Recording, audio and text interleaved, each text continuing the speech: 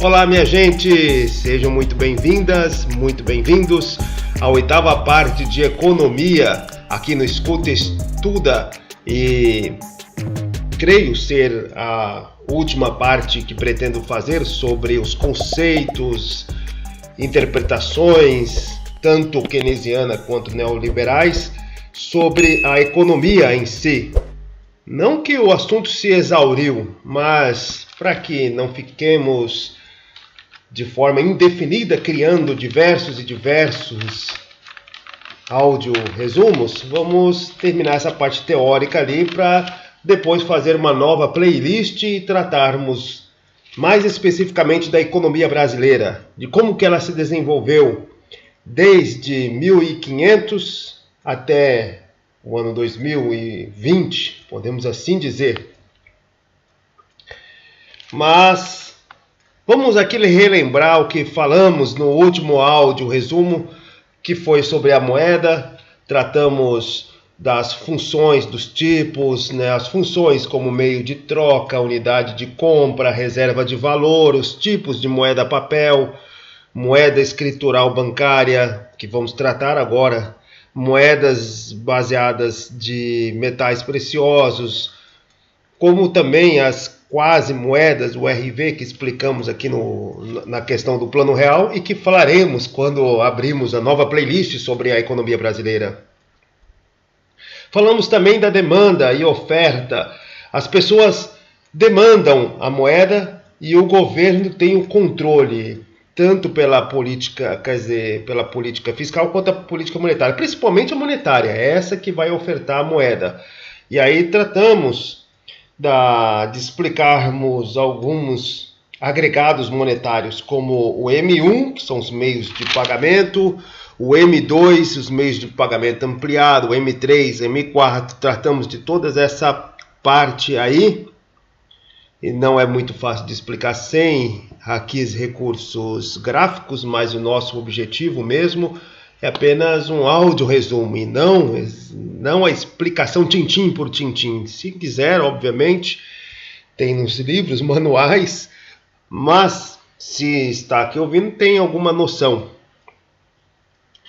E aí falamos do processo de expansão da moeda, que vai relacionar os depósitos à vista com as reservas mais os empréstimos e investimentos no sistema bancário, Por isso que parte-se do depósito à vista. Tem que se ter o depósito à vista.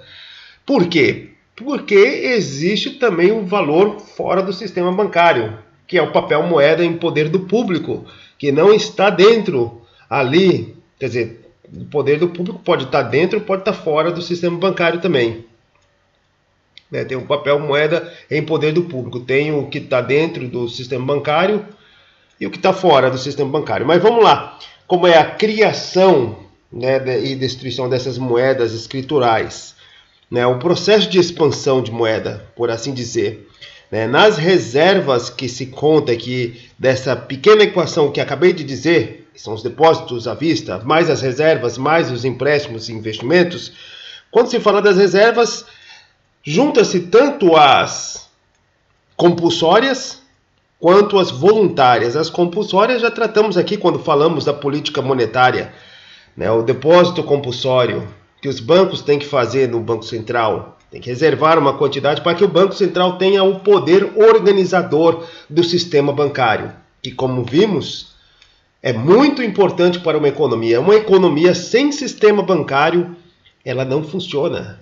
Não há potencialidade, não há comércio bem ativo, não há investimentos em indústria sem um sistema bancário.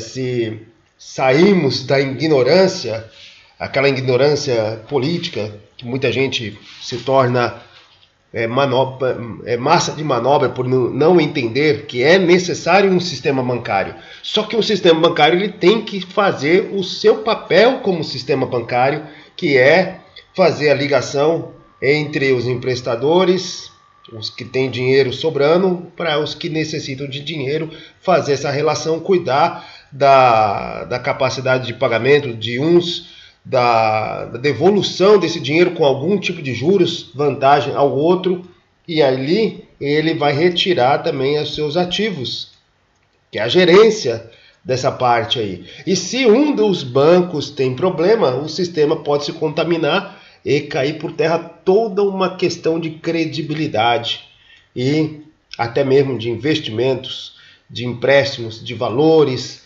E aí nós temos uma quebradeira geral, como aconteceu em 2008, e podemos explicar mais tarde, na crise das hipotecas nos Estados Unidos. Como vamos colocar ali depois como um episódio especial dessa parte aqui, porque não fará parte da nossa nova playlist, que é a economia brasileira. Mas voltando aqui ao processo de expansão da moeda, nós temos lá depósitos à vista, reservas, empréstimos, investimentos. As reservas, tanto as compulsórias quanto as voluntárias. E aí, neste processo, tem-se a chamada criação de moeda escritural, com operações seguidas de bancos que criam e injetam valores. É um banco emprestando para outro, mas é um banco que recebe depósitos da população, recebe outros depósitos de CNPJs também, de governos, de CPFs, e aí ele tem essa base ali de dinheiro dos depósitos que ele recebeu, ele vai emprestar para algum, mas também pode ser que uma das entidades que vai pegar emprestado com esse banco é outro banco. E esse outro banco pode também fazer com que parte desse dinheiro se torne base da sua base e ele empreste para um terceiro, para um quarto. E aí vai se criar um sistema de empréstimos. Pois toda vez que você coloca lá, vamos dizer, em nosso exemplo aqui, R$100 no banco, vai lá no Banco do Brasil, no Bradesco, no Itaú, na Caixa Econômica, qualquer outro banco aí, você bota R$100 lá. E desses R$100, 50, vamos dizer, 50 vai virar reserva compulsória. Está dentro dessa equação, vai lá para o Bacen, não sei se é esse percentual exatamente, né? E outros R$50 vai para disponibilidade do banco. É claro que no momento que você quiser sacar esses R$100, se ele estiver na poupança normal, você vai sacar, né? E diversas outras pessoas vão sacar. Só que o problema é se todo mundo pedir no mesmo dia, no mesmo horário. Aí o banco não vai ter esse dinheiro não, porque ele vai manipulando de um para outro, de outro, ali, porque as pessoas não demandam a mesma coisa naquele mesmo minuto, né? Não tem essa corrida aos bancos. Mas pode acontecer, caso tiver uma notícia de que algum banco está falindo. E aí a demanda por resgatar o dinheiro no banco fica gigantesca e o banco não vai ter dinheiro. Mas está lá, ele emprestou essa parte que vai se transformar em investimentos e vai retornar para você. E vai de um banco para outro, para outro, para outro, os juros vão aumentando, vai aumentando, vai aumentando, até que a base monetária, vou explicar aqui, ela se torna virtualmente maior. Porque se não tivesse esses empréstimos entre bancos, no próprio sistema bancário, o que aconteceria era só aqueles bancos exatamente, ele receberia o seu dinheiro, guardaria ali como depósito, parte dele iria para a reserva compulsória, para o Banco Central, e a outra parte ele vai emprestar para o industrial. Aí todos os bancos fariam isso. Não haveria a ciranda entre os bancos. E o banco só poderia cobrar juros uma única vez, que é do industrial, que pegou o dinheiro que está depositado nele para poder fazer o investimento. Aí o industrial vai lá, faz o investimento, aumenta a base da sua produção, vende mais e paga ao banco com juros. E os juros que o banco vai pegar, ele vai pegar lá uns 80% desses juros e vai lhe entregar 20% na hora que você for sacar. Você tinha 100, você vai ter 120 se você deixar o dinheiro lá. Mas todos os bancos só poderiam fazer uma única cobrança de juros. Agora, se tem um sistema bancário que sai de um banco, vai para outro, depois para outro, depois para outro, esses juros que saem de um banco um banco B precisa pagar o banco A, ele vai ser de 20%, mais ou menos.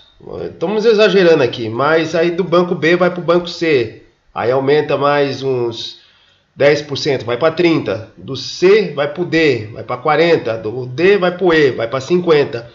E aí quando começa lá os devedores do banco E começam a pagar, eles já pagam 30%. E depois o banco vai pagando para outro, vai pagando para outro, vai pagando para outro, quando chega lá já chega um valor muito maior. Então se você pegar todo o sistema bancário, esses juros que foi sendo passado de um banco para outro, para outro, para outro, ele aumentou.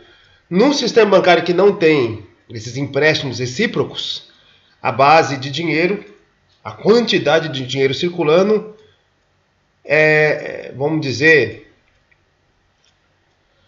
de mil reais, né? Cada 10 pessoas depositaram ali R$100 cada uma e receberam, vamos dizer, 2% de retorno dos bancos, onde não há empréstimo entre bancos. No final, a base vai ser 1.200 no final. Agora, se há a ciranda de empréstimos entre bancos, a base vai ser muito maior, vai ser 1.400, 1.500, etc. Esse no segundo sistema, onde há. Então, no sistema bancário, ele tem essa capacidade de aumentar, de expandir o valor da moeda, a sua circulação, as possibilidades, que é a chamada criação da moeda escritural. Tem esse processo que também está ligado à alavancagem dos bancos. E, claro, tem um controle do Banco Central. Ele vai fazer um controle ali que, se tiver uma ciranda de empréstimos muito grande, aí as coisas podem despirocar e acabar que terminam fora do controle, gerando uma bolha imobiliária, como aconteceu em 2008 nos Estados Unidos e que contaminou diversos outros mercados financeiros pelo mundo. E o que é a base monetária, como estávamos explicando aqui?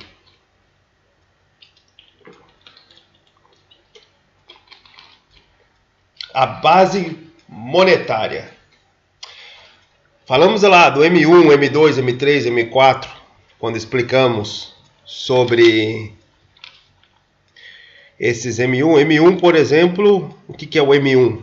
É o papel moeda em poder do público, mais os depósitos à vista. O M1, então, ele é papel moeda em poder do público, ou seja, aquele que não está no sistema bancário, é aquele dinheiro que está circulando nos mercadinhos, aquele trocado do bêbado ali no bar, o trocado no ônibus, papel moeda mesmo, aquele da moeda, do papel, aquele que está circulando nessa economia que não tem um apoio do sistema bancário. E os depósitos à vista, que é realmente já o que está dentro do sistema bancário. Quanto mais está dentro do sistema bancário, mais se consegue expandir a moeda escritural. Maior a expansão da moeda escritural, como o exemplo que nós demos, maior a capacidade de investimento naquela economia. Vai depender dos juros, claramente. Mas, quanto mais a base monetária está, o dinheiro, o valor geral está dentro do sistema bancário, e o sistema bancário funciona de forma correta, não como acontecia antes do Plano Real, onde eles faziam floating. Quando você tem isso, a capacidade de criação da moeda escritural aumenta, amplia, e essa moeda ela pode gerir mais investimentos, maior a capacidade de expansão da produção daquela economia, criação de valor, criação de novos produtos, há um aumento da economia. Depois, se a gente pegar as economias mais complexas hoje, as maiores economias, elas têm mais bancos. Não é uma coisa ruim necessariamente o banco, porque sem ele A economia iria funcionar de forma capenga, né? Não havia investimentos, perderia todas essas possibilidades. Então a base monetária é o papel moeda em poder do público mais os encaixes totais. Os encaixes totais é depósitos à vista e as reservas totais. Aí que nós vamos falar que papel moeda em poder do público mais os depósitos à vista é o M1, como tratamos até no último áudio resumo. Porém, mais um chamado multiplicador monetário, mais vezes a base monetária, nós conseguimos calcular o poder que os bancos possuem de criar a moeda escritural, teoricamente. Olha só que coisa fantástica. Que coisa fantástica. Se pegarmos o valor do papel moeda mais os depósitos à vista que estão rodando ali, claro, sempre valores aproximados, pois não há como fazer a contabilidade total, exata, de tudo que está girando na mão das pessoas naquela população, ainda mais quando se fala de uma população de 210 milhões de habitantes. Isso se não tratarmos de outras populações muito maiores que a brasileira. Mas podemos chegar a um valor aproximado, mas os depósitos à vista, aí tem-se o valor exato, porque está no sistema bancário, controlado pelo Banco Central, é igual à constante que se aplica, teoricamente, e essa constante multiplica pela base monetária. E a base monetária é o papel moeda em poder do público, mais os encaixes totais, que são os caixas do banco, e as reservas totais. E aí nós podemos calcular perfeitamente o poder que os bancos possuem para criar a moeda escritural. E através desta medida, o Banco Central pode aumentar ou diminuir este poder dos bancos criarem moeda escritural. Na crise de 2008, o Fed, pressionado pelos bancos, pelo sistema bancário, autorizou o aumento desse poder de criar moeda escritural, e aí as coisas saíram do controle e gerou uma crise terrível, né, que, claro, aumentou o déficit americano, criou problemas. Os problemas alcançaram até mesmo a Grécia, lá do outro lado não, né, mas lá na Europa, em outro continente. Então nós temos essa parte aqui, né? Então o Banco Central, quando ele tem a base monetária, ou seja, todos os valores que estão girando naquela economia, ele pode também, não só pelas ferramentas clássicas que apresentamos aqui da política monetária, né, que as operações e bolsas, a taxa de redesconto e os depósitos compulsórios, e também de forma indireta ali a taxa de juros, ela também pode fazer diretamente nas operações de bolsa a compra de títulos do poder público, que vai impactar na oferta ou não da moeda, o aumento ou não da base monetária. Que no momento que o Banco Central compra títulos da dívida pública, ele está tirando esses títulos da economia. Ao tirar esses títulos, ele está jogando dinheiro na economia, ele está aumentando a base monetária, ele está aumentando a quantidade, a liquidez que se tem naquela economia. Agora, quando ele está comprando dólares para aumentar suas reservas cambiais, ele está jogando mais papel moeda do país no mercado. Ele também está expandindo a base monetária, né? Pois no momento que um gringo, seja um CPF ou seja um CNPJ, seja um indivíduo, um investidor americano, um investidor alemão, um investidor francês, japonês, quando eles querem investir, o CPF, ou seja, uma empresa também americana, uma empresa alemã, etc., precisa investir no Brasil, ele tem que converter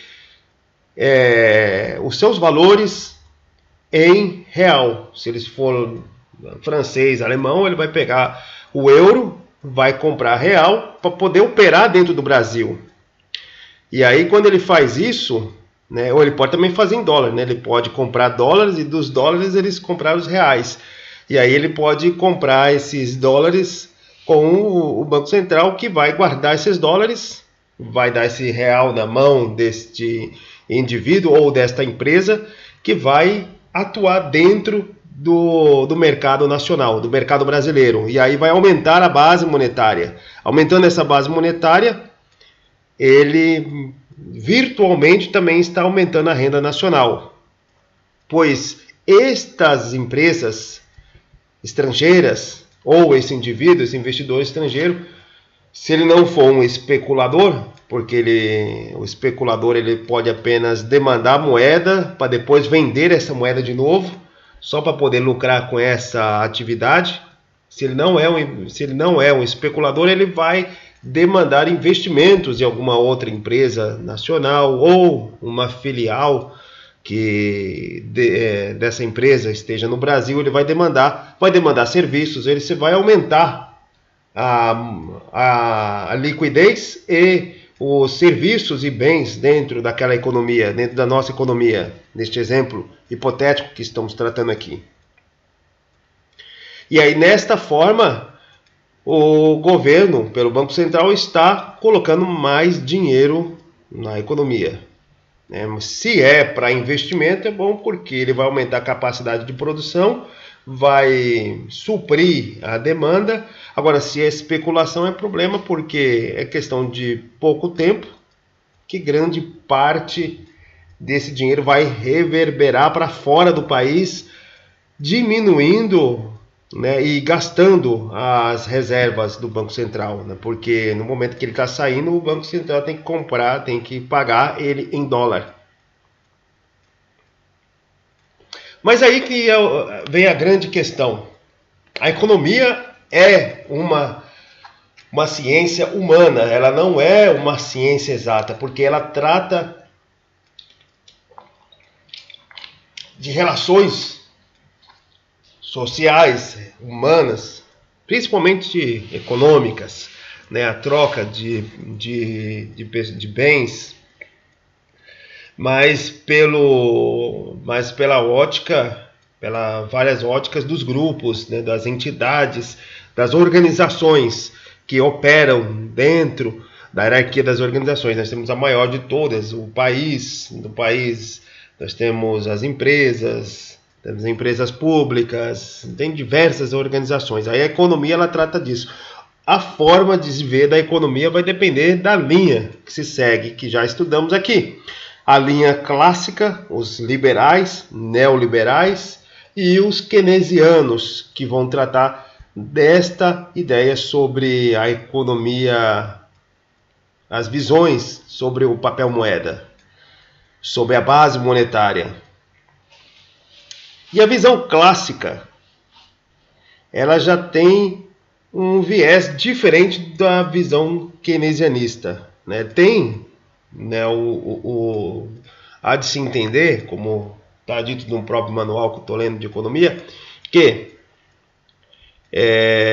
existe muito dos pressupostos clássicos que hoje, pelo menos nas observações da economia, eles são atualíssimos, eles realmente funcionam.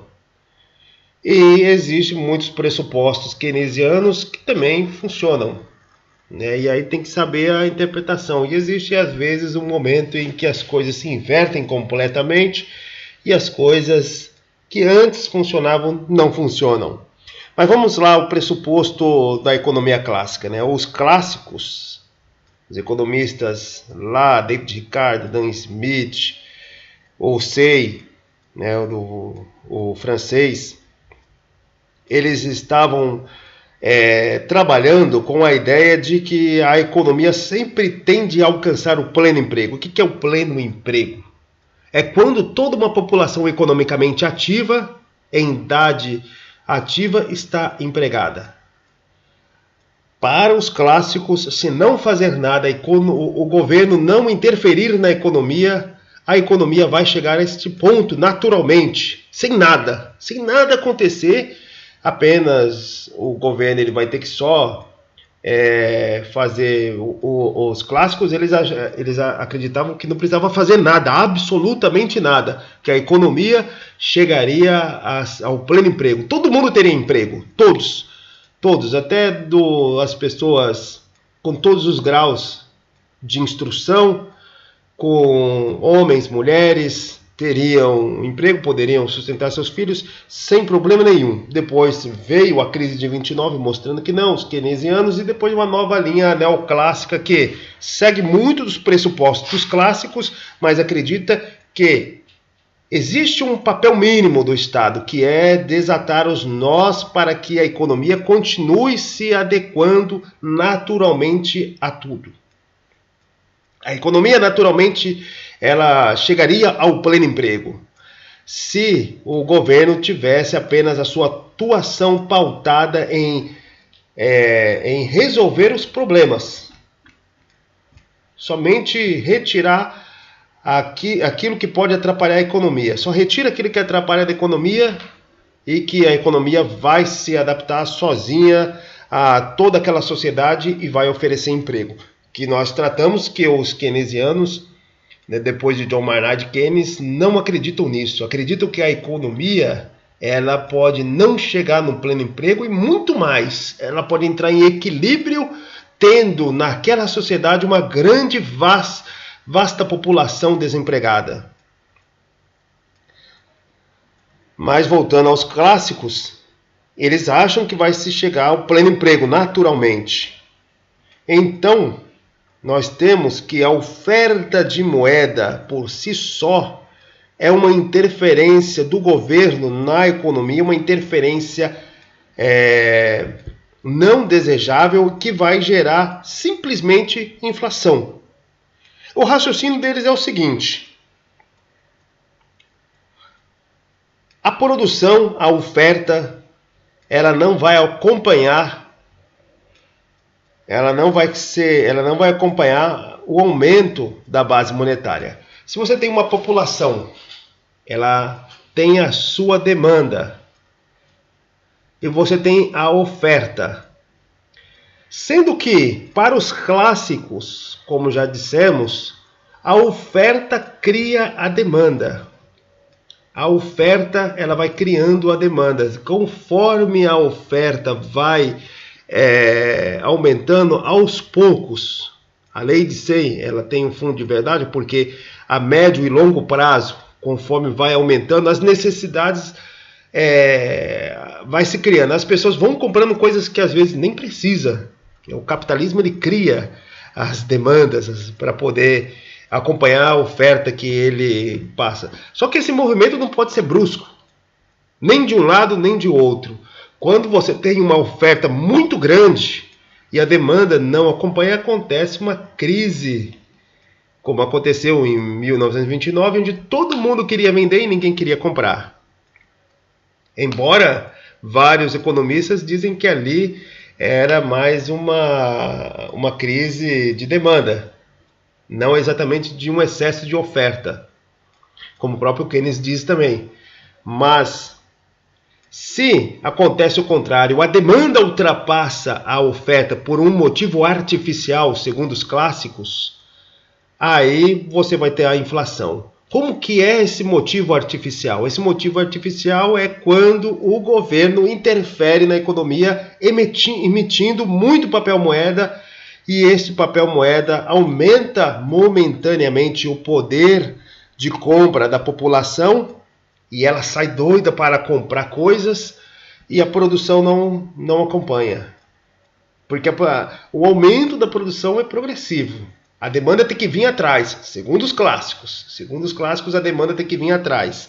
De repente, a demanda ela dá um salto, sem mais, sem menos, porque o governo emitiu bastante papel moeda. E aí a capacidade de aumento da produção não é tão rápida, gera-se inflação, né?